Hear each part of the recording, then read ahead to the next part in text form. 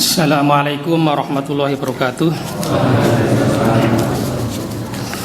Alhamdulillah.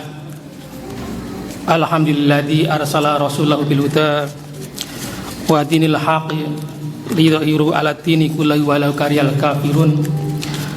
Asyhadu an la ilaha illallah wahdahu la syarikalah wa asyhadu anna Muhammadan abduhu wa rasuluh.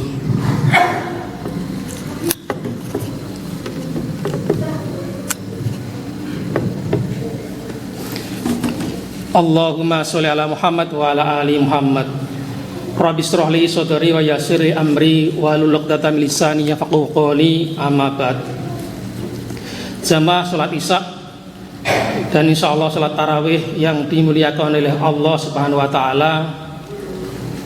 Puji syukur marilah senantiasa kita panjatkan kehadirat Allah Subhanahu wa taala yang telah melimpahkan rahmat, hidayah, inayah, taufik dan kesehatan pada kita semua, sehingga pada tahun ini kita masih diberi kesempatan untuk bertemu dengan bulan Ramadan, bulan yang penuh berkah, bulan yang penuh kemuliaan. Shalawat dan salam tak lupa semoga senantiasa tercurahkan kepada junjungan kita Nabiullah Muhammad sallallahu alaihi wasallam beserta keluarga, para sahabat, para tabi'in dan seluruh umat pengikutnya. Jamaah salat Isya dan juga salat tarawih rahimakumullah. Sebagaimana kita pahami bersama bahwa bulan Ramadan adalah bulan yang agung, bulan yang paling mulia bagi kaum muslimin, yang di dalamnya Al-Quran diturunkan. Pada bulan Ramadan pintu surga dibuka, pintu neraka ditutup, dan setan-setan dibelenggu.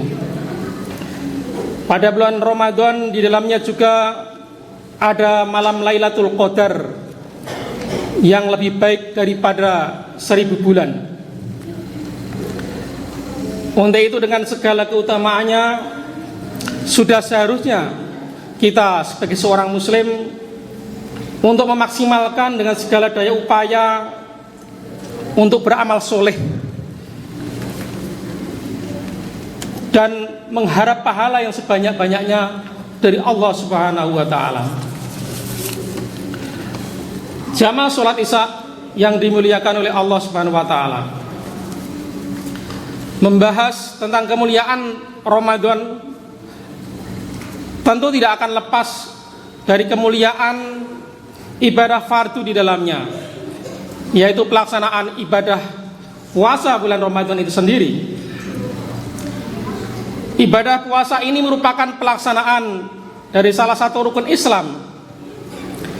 Puasa Ramadan diwajibkan pada orang-orang yang beriman dan telah memenuhi syarat wajibnya agar menjadi orang-orang yang bertakwa. Sebagaimana sering kita dengar, Allah berfirman dalam Quran surat Al-Baqarah ayat 183, Ya ayyuhalladzina amanu kutiba alaikumusiyam kama kutiba alal ladzina min qablikum la'allakum tattaqun. Wahai orang-orang yang beriman, diwajibkan atas kamu berpuasa sebagaimana diwajibkan orang-orang sebelum kamu, agar kamu menjadi orang-orang yang bertakwa. Ibadah puasa ini merupakan ibadah yang sangat mulia, dikarenakan merupakan ibadah satu-satunya yang bebas dari intervensi siapapun makhluk Allah di muka bumi ini. Begitu juga bahwa ibadah puasa ini sangat rahasia sekali, sehingga kerahasiaannya hanya mungkin diketahui oleh si pelaku atau pelaksana ibadah puasa itu sendiri dan juga Allah Subhanahu wa taala saja. Pahala orang berpuasa akan diperoleh langsung bagi si pelaku tanpa dijelaskan berapa kali lipat ganjaran pahalanya. Akan tetapi cukup ditegaskan oleh Allah Subhanahu wa taala dalam sebuah hadis qudsi, fa innahu li wa ana ajzi bih. Sesungguhnya puasa itu untukku dan aku yang akan membalasnya. Dari hadis ini mengandung arti bahwa pahala puasa itu tidak ada batasnya. Itulah kemuliaan ibadah puasa dibanding ibadah lainnya, di mana Allah sangat menghargai orang-orang yang telah berhasil menahan godaan hawa nafsunya yang menggiring kepada batalnya puasa, seperti makan, minum, dan nafsu syahwat. Dengan berpuasa kita akan mendapat dua kebahagiaan, yakni kebahagiaan pada saat berbuka puasa atau pada saat Idul Fitri, dan yang kedua kebahagiaan pada saat bertemu dengan Tuhannya pada hari kiamat kelak. Kemuliaan bulan Ramadan yang lain adalah bahwa orang-orang yang melakukan ibadah puasa dijamin akan mendapat ampunan dari Allah Subhanahu wa taala. Sebagaimana sabda Rasulullah sallallahu alaihi wasallam yang diriwayatkan dari Abu Hurairah dalam hadis riwayat Al-Bukhari dan Muslim, "Man shoma Ramadhana imanan wa ihtisaban, ghufira lahu ma qaddama min dambi." Barang siapa yang berpuasa Ramadan dengan penuh keimanan dan penuh perhitungan atau penuh harap, maka akan diampuni dosa-dosanya yang telah lalu. Bapak Ibu jamaah salat Isya dan tarawih rahimakumullah, merujuk dari kedua hadis tentang kemuliaan Ramadan di atas, maka bagi yang melaksanakan ibadah puasa di dalamnya akan mendapatkan keutamaan dari kemuliaan puasa tersebut, dengan syarat harus melakukan dua hal.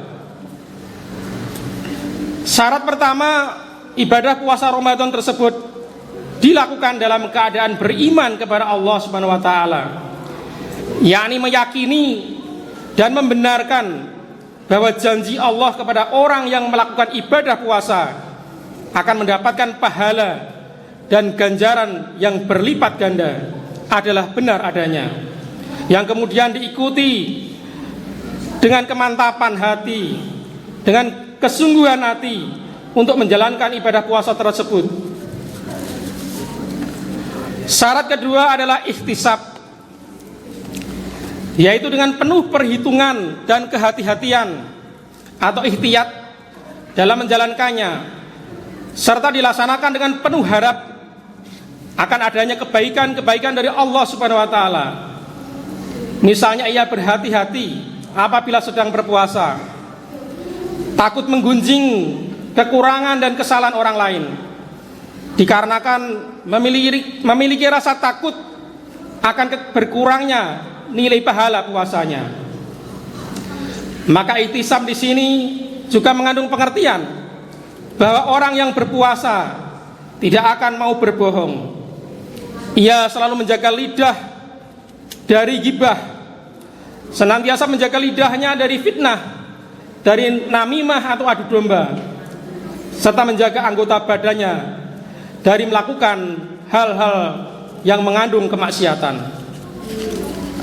Orang yang berpuasa tentunya dengan penuh keimanan dan penuh harapan akan senantiasa berusaha menghindarkan dirinya dari perbuatan hasad, perbuatan iri dan dengki hati terhadap sesama, sehingga apabila semua perbuatan tersebut sudah tercermin pada dirinya, maka ia akan mendapatkan kemuliaan tersebut dan dibebaskan dari dosa-dosa.